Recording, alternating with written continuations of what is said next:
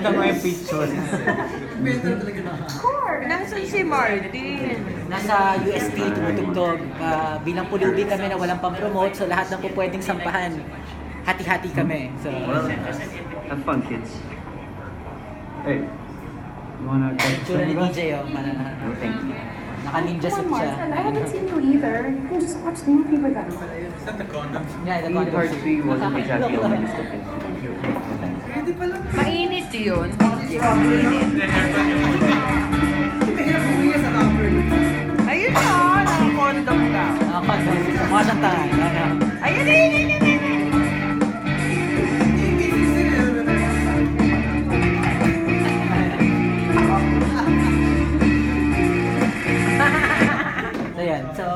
So you get yun yung, when it was like making the film, the snippets of the film. Any questions? Lahat po naman tayo ay nasasawi sa pag-ibig at saka lahat kami simula ng pelikula ay sawi sa pag-ibig. So pinagsama-sama namin lahat ng kasawian, gumawa ng isang pelikula. So, yes. Pero galing po talaga sa pagiging sawi.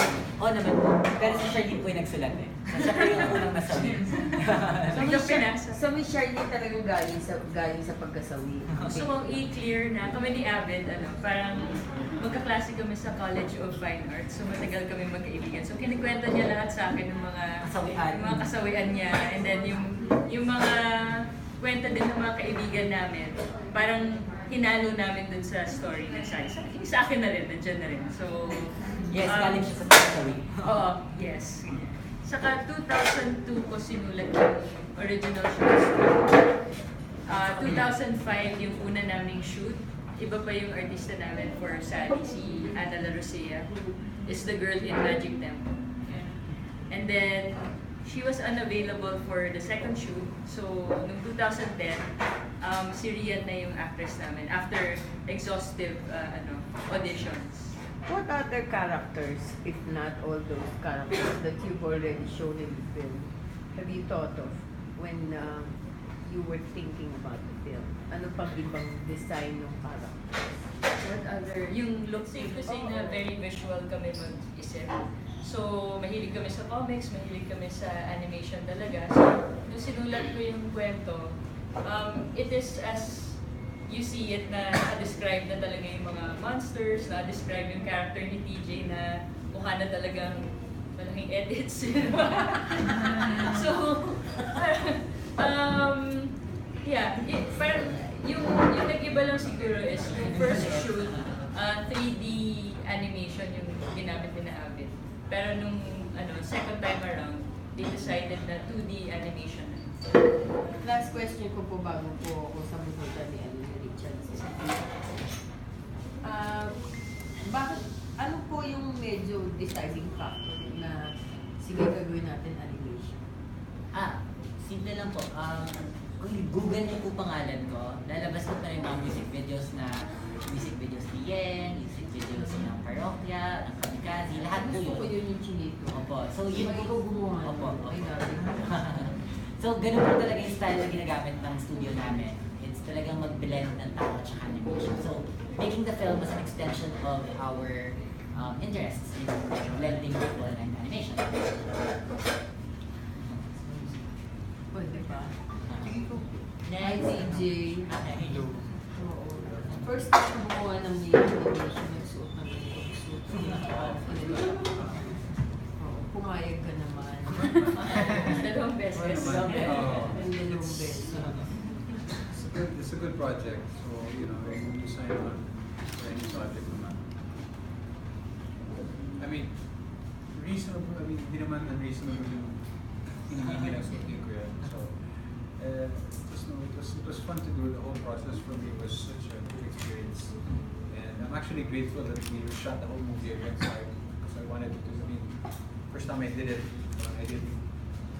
I guess I was just overly critical of myself. So I wanted to do it again if I could.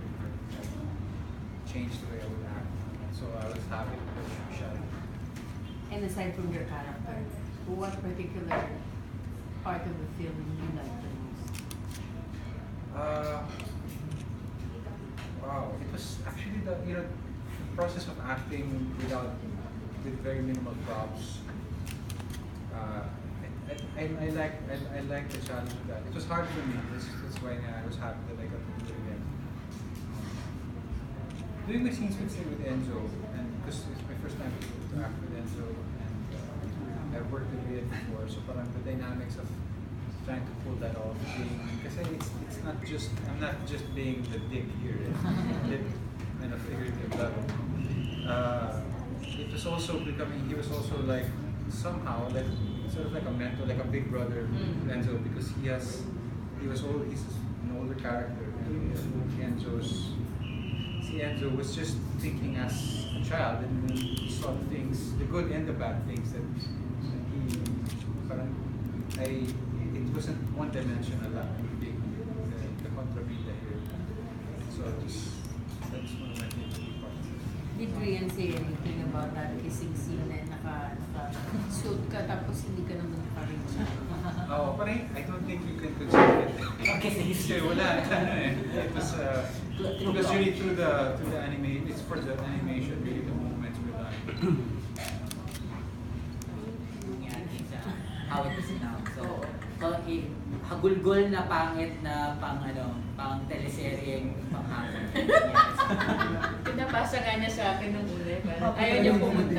Kasi sabi ko, bakit naman sila ganyan? Bakit yung MMFF mag-a-announce yung press con, hindi ba pwede email na lang, text na lang, para iyak ka na lang sa banyo. O, diretso sa kama, iyak sa kama. Halong pa sa isang kama. So may mga doon na hindi... Oo, kaya nakahirap. Nakakarapan pala. Kaya talaga ganyan ka, oh. Ganun kayo parang It was horrible. So that the top 8 tapos yung mga hindi nakapasok. Dahil-dahang lumalabas. Tsaka, the thing was, katabi ko kasi syempre, wala na akong kilala sa industriya. So, nung nagpunta kami dun sa MMF announcement, nag-gravitate ako dun sa mga halatang, alam mo, yung mga wala rin alam, at saka mga uy, pang ilang film mo, first ko pa lang din. Alam mo yan, yung parang kami mga kawawa talaga na parang, ay, makapasok tayo, no? Yung gano'n, yung parang kapit kamay, kung lang magkapit kamay kami pag gano'n. So, ang hirap nung setup talaga na gano'n na hindi ka basta matuwa ka man, alam mo rin na may mga nagdadalang hati sa tabi mo kasi that would have been you. Ganun kadali lang yun. Isang flip lang yun na pwedeng kami yung hindi nakapasok tapos iyak ako dun sa press con. Dito ko sa... diba? Inagawan mo yung mga... Umiyak din siya. Si Enzo naman nasa bahay nun, sumayaw siya. Hindi na siya sayaw ka ng gano'n. Kasi syempre tumanda na kami siya. Nagawa namin yung pelikula, so... 2010. Parang 2005 kami unang nag-shoot, 2010 kami inulit lahat. Tapos 6 na taon kami ulit sa post-production. Okay. So actors, sa part ng actors, wala na sa kanila yun for the past 6 years. Pero ibig sabihin, from 2005, parang kinalampag ko si TJ, pwede ba tayo mag-reshoot ulit? Sige, game. So 2010 ulit yung nangyari sa amin. Tapos hintay. Kaya nagulat talaga sila nang makapasok. Kasi parang, ay boy mo yung pelikula. Boy ko pa. Ba't sila ba yung magtatanong, magte-text lang kami? Kamusta? Si Hamid. He's in his hole, in his computers, doing some animation. Hindi naman nila. Kasi wala talaga ako sa industriya. Nandun na kami sa isang kwarto kasama dalawang aso. So natapos siya 2016 Yes, talaga. early this year. So blessing din talaga na this year talaga siya matapos. What do you think kept it going? Kasi 10 years. What kept you from trying to improve? Ano lang, ito parang baliw, parang addict lang talaga. Gawin na natin ito. Kasi it kept on going parang, sayang yung, pag tumigil tayo, sayang yung 2 years of work. Tapos pag tumigil tayo, sayang yung 4 years of work. Parang, nana kong pero, sira na yung aircon ko, ayoko na ituloy ito. Sayang naman yung 8 years of work. Tapos until parang, natapos na rin pala tayo. So, ganun yung nangyari sa kanya. So, it is sayang lang yung pinaghirapan. Kasi hindi naman namin alam na sinong gago ang mag-iisip na gagawa ka ng pelikula ng isang dekada. Tama. Pero hindi ba the more na it become expensive? Yun nga po. Yes. Mahal po siya dahil nga hindi kami nakapag-budget na, ito may budget tayo, banatan natin yan ng 1 taon. So, So, ang budget namin pang isang buwan. Para kang nag-internet shop na, di ba mas mura pag pumasok ka sa dotahan na, uy kuya, pa 1 hour, di 20 pesos yun. Pero kung ang kinuha mo, 5 minutes, di ba parang nagbabayad-bayad, uy pa-extend. So, mas mahal yung 1 hour, yung 5 minutes kaysa 1 hour. Sa PisoNet, di ba? Mas mahal yun kaysa sa babanat ka ng Ang 1 hour, 20 pesos. Ang PisoNet, 60 pesos. Parang ganun lang siya.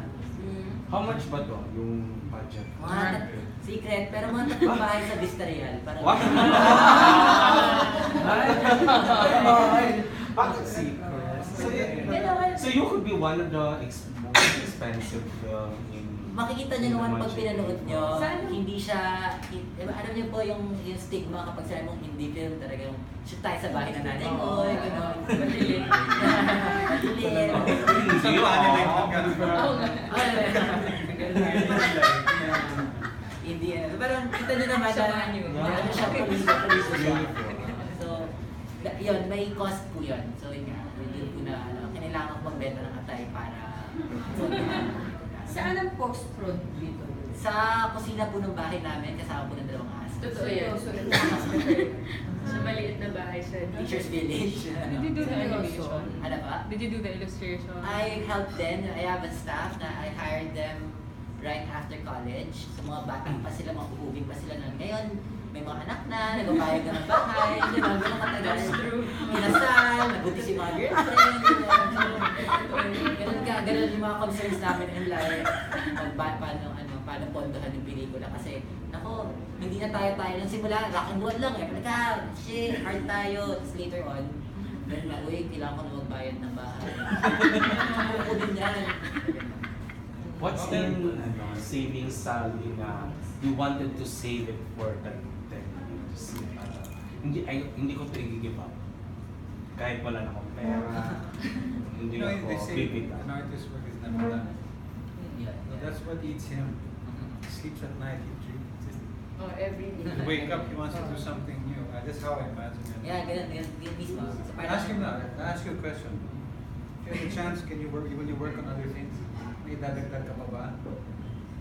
Oo. Pero sabi nga nila, Kasi hindi ko may gusto siyang gawin. oo, hindi talaga natapos yun eh. Pero sabi nga nila, The longest run. it's better, what's that? How's it go? Finish, Finish not is perfect. better than perfect. So, okay, let go. Parang gano'n. Parang ngayon pag pinapanood ko, parang pangit ka. Parang kailangan pakawalan eh. So parang gano'n. Pero sabi parang even after 10 years, parang, mali yun na. Wala na.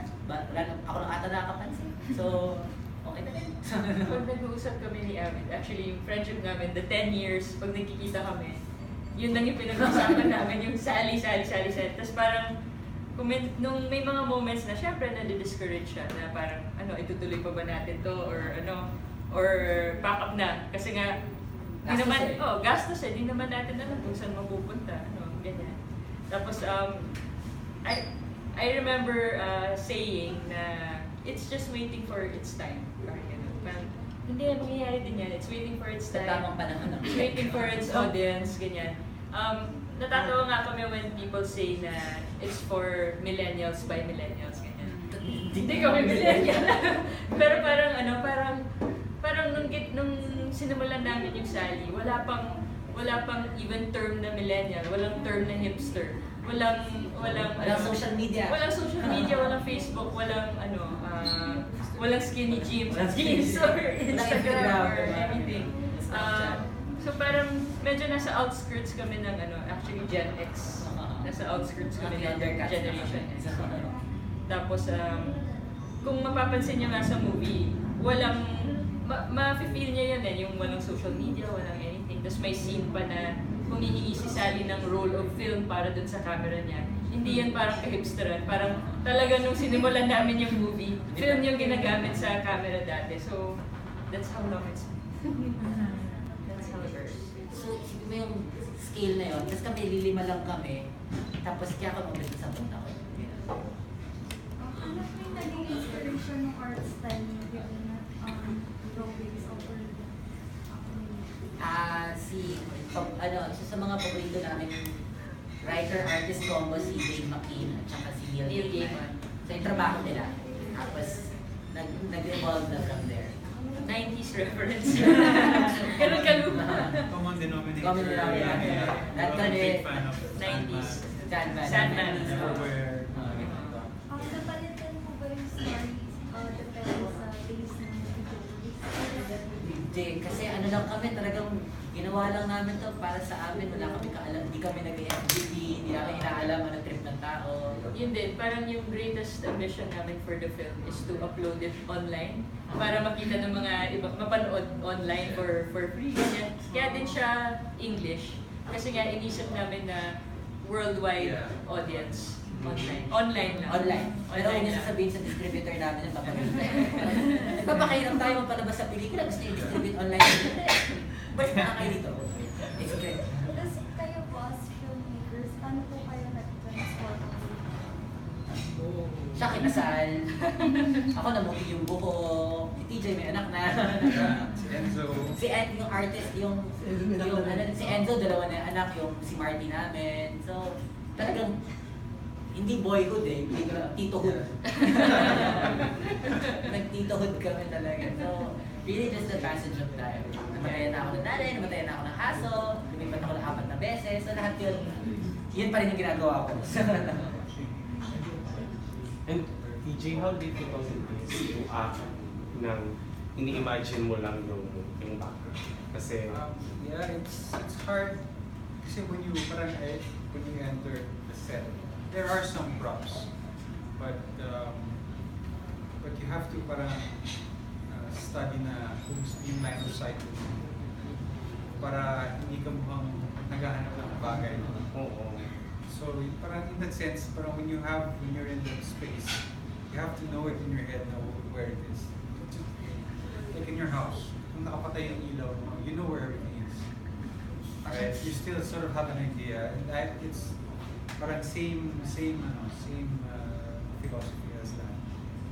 You have to know that this is my car, this is the club that I always go to. Ito yung sinamahan ko, kasi there's part of the story na sinamahan ko si Enzo sa isang, si Marty sa isang parang rave. I'm in my element here. So you have to memorize parang in your head where things are, and that can not look like nakakapaka or hindi ka sigurado sa ginagawa mo. Kasi sa tingin mo makakain ka. So, ayun nga, in short, sobrang kailangan lang maandar yung imagination nila talaga. So, yeah, Sa A. So, naka-rated A yung film namin. Pinasok ko yun. Pero ano, May guarantee na maganda talaga. Oo naman. parang siniggle out nila dun sa write-up nila yung performances ni TJ, ni Enzo, sa Maniri. Parang sobrang competent, sobrang galing daw nila. So, we're really happy about that. Kasi not a lot of people understand how difficult it is yung ginawa nila na nag-i-imagine nga na. Tapos parang aside from that, na-communicate nila yung mga emotions na kailangan to the point na na-impress yung cinema evaluation. Yung isa rin na parang heavy lifting na ginawa ng actors namin. Kasi hindi porke maganda yung CG mo, yung background sa ginawa namin. Kapag hindi sila naniniwala, kapag yung mga actors namin, pinagkabit namin pag hindi naniniwala din sa mundo, hiwalay sila. So sila yung anchor ng viewer na. Kaya lahat na nakapanood ng film namin, parang kahit na synthetic, kahit gawa-gawa yung buong mundo, natural para sa kanila. Dahil yung anchor, yung mga actors, dama mong ini-inhabit nila yung space. So yun yung heavy lifting na ginawa nila. So kayong comment palagi, parang hindi sila umaarte, parang sobrang natural lang. So, And so ito lang siya. Hindi siya mukhang awkward. Hindi kasi awkward talaga siya. 5 and up na. 5 and up ka. 5 and up. Five and up ba yun? Kasama niya si Atom, bata siya. Magka-batch na sila Maxine Magalona, kasi yun lang Kasi ano talaga siya, behind the scenes director siya ngayon. So mas yun ang ginagawa niya. So parang bigla kami nagpo-promote, parang bigla siya nahantog sa harap ng camera, gano'n. So awkward para sa kanya parang there's more than one that you want to watch. Kasi parang yun yung kakaiba sa MMFF ngayon na parang ay, gusto ko manood ng at least 2 or 3. Yun yung inaano namin. Parang more than, kaya rin nakaka-nervous kasi hindi lang yung film namin ang at stake. It's yung pinaglalaban ng film fest, yun, tsaka pinaglalaban ng lahat ng mga filmmakers na pag ihain natin ang ganito na style or ganito, di ba? Kasi may mga sinasanayan naman na tayo mga mga klase ng pelikula na maganda, pero sana try din naman itong mga ganito. So kaya medyo nakaka-nervous kasi kung if it doesn't Nobody knows what to expect. nobody knows what to expect. Kasi if it doesn't do well, back to yung last year. So, yeah. Pero pa rin bang bundle kayo ng ano? Basta kasama mo magulang mo. Tinawag ko yung sa akin. Ay, ikaw ba yun? Hindi, pero how would you communicate to the kids na, uy, itong panoorin natin? Paano mo mapapapayag yung mga bata? Hindi na, kasi pag nakikita actually sa lahat ng private screenings namin, dinadala ng mga kaibigan namin, mga anak nila, tuwa-tuwa yung mga bata kasi makulay, maraming gumagalaw, maraming cartoons, at saka simple lang yung storya. So, masaya yung mga bata na nakapanood. Kaya naman ako sa premiere natin Must be good because that was good. That was a good film. So we're hoping that that's the effect. Like there's that recall na ano. Tsaka, you know, like the Christmas naman, like you said, diba, pambata, yung ano, hindi naman, it doesn't, yung Christmas nila hindi naman nakisira. Hindi sila makapanood ng classic pelikula na what they're used to watching. And they can watch our film naman. So, watch their film naman. And family is the most important part, like Christmas, when you spend time with your family, the kids, that's the best. That is what it's all about. yeah, like we said, PG, so kahit ano ka, chanang ka o psycho, pwede ka manood basta kasama mo nanay mo. Or guardian. Our guardian. How did you parang i-balance yung story sa yung visual? Is there a way na parang nag-compromise yung story or yung visual? Or parang paano yung naging process niya for that? The story was never touched. Talagang ano siya, parang kung ano yung nasa sulat, parang we built around yung ano, we built around it. Kung meron madalaglag, we had running time na. We wanted to keep it lean. So, 94 minutes talaga yung target namin, an hour and a half, para yun. Parang kasi nga, baka kasi mapagod din nanonood ang tindi ng visuals. So we wanted to stay short. What are the things that you wanted us to learn from the movie? Things to learn. Things to learn. Paano maggawa ng bomba para pasabugin ang US Embassy? Nandun yun. Every other 5 frames merong instruction. Joke lang. What will we get? Well, nung sinulat ko kasi yung story, and I think it's still in the movie, parang yung mga characters kasi namin, main characters namin, they never really gave up on their dreams. Ganyan. So, even if it took them much longer than they initially planned, parang they stayed true to themselves and true to their dreams. And in the end, parang their dreams came true. But, behind the scenes, feeling ko yun din yung kwento ng movie namin eh. So, I think that's the message of the film. Parang never give up and keep hanging on. And someday, parang if you work hard, the universe will reward you. Tsaka para sa mga abangers, so iwala lang. Mag-break din yan. Hinting ba yun? Hintay lang. Hintay lang. The story is, para siyang, saying kanina, the story is like, it's a core memory for everybody that parang growing up. Everybody experiences this from high school, from grade school. And it's something na hindi mo makakalimutan hanggang sa pagtanda mo. You use it to help sort of guide you and to make sure you don't make a mistake. But it's one of those memories na parang, do you remember the first crush you had? Or the first time you ever told someone that you like?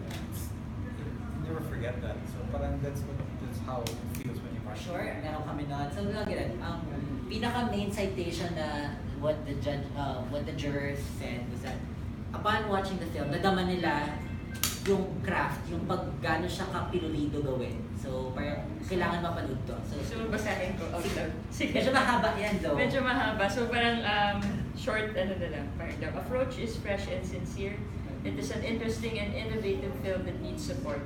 The board appreciates the commendable work of the director and his band of young animators. From the credits, one can see the enormous contribution of earnest and energized countless filmmakers who toiled on this project for more than a decade.